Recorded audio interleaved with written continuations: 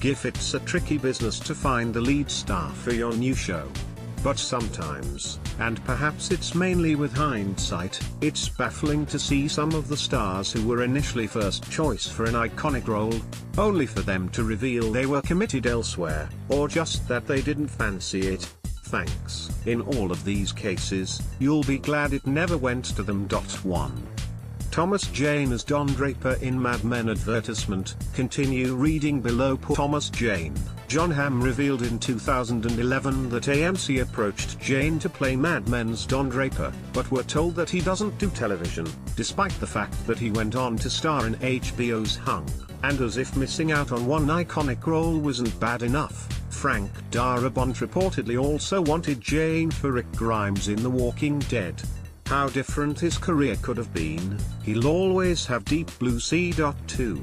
Matthew Broderick as Walter White in Breaking Bad. Bryan Cranston was a left-field choice for Breaking Bad's Walter White, but we can be thankful that Matthew Broderick turned down the role when offered, as we're just not sure he could have matched Cranston. AMC also put forward John Cusack as they just couldn't get past Cranston's comedic performance in Malcolm in the Middle. Vince Gilligan persuaded them to watch Cranston's appearance in The X-Files as a man suffering from radiation exposure. They were suitably swayed and the rest is history. 3. John C. Reilly as McNulty in The Wire advertisement. Continue reading below. Before he settled on Dominic West, The Wire creator David Simon had John C. Reilly in mind as a very different McNulty. Certainly not the same, but I thought that he could carry all of the excesses and vices of McNulty in a different way, Simon reflected.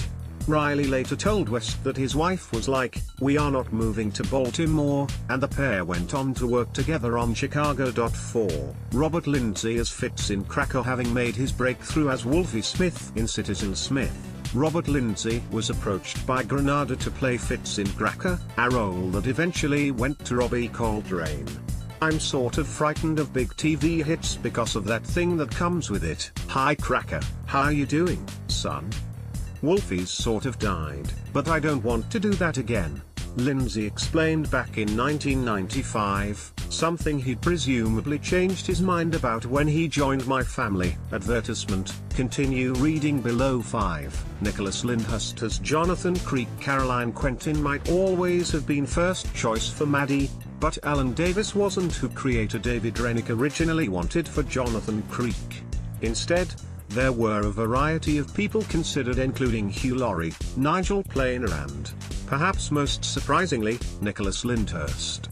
Fortunately for Davis, once he showed up wearing a duffel coat, he was the perfect Jonathan. 6. Connie Britton as Olivia Pope in Scandal advertisement. Continue reading below. Scandal could have looked very different as creator Shonda Rhimes initially faced pressure from ABC to cast Nashville's Connie Britton, despite the fact that Olivia Pope is based on a real-life black woman, former Bush administration crisis manager Judy Smith. When the show got picked up to pilot, I got a phone call from somebody who said, "This would be the perfect show for Connie Britton." I said, "It would be, except Olivia Pope is black," Rhimes recalled. 7.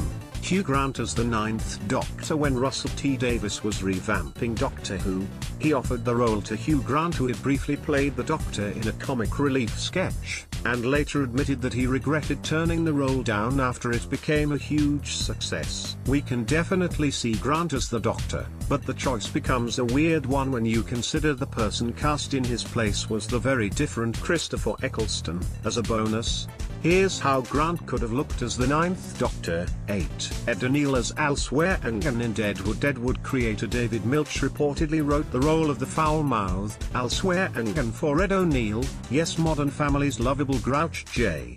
"You're going to be my Swearengen. It's done. You're gonna be King great," Milch apparently told O'Neill. Only Milch hadn't told HBO, who said no to the casting, a decision that O'Neill said left him disappointed.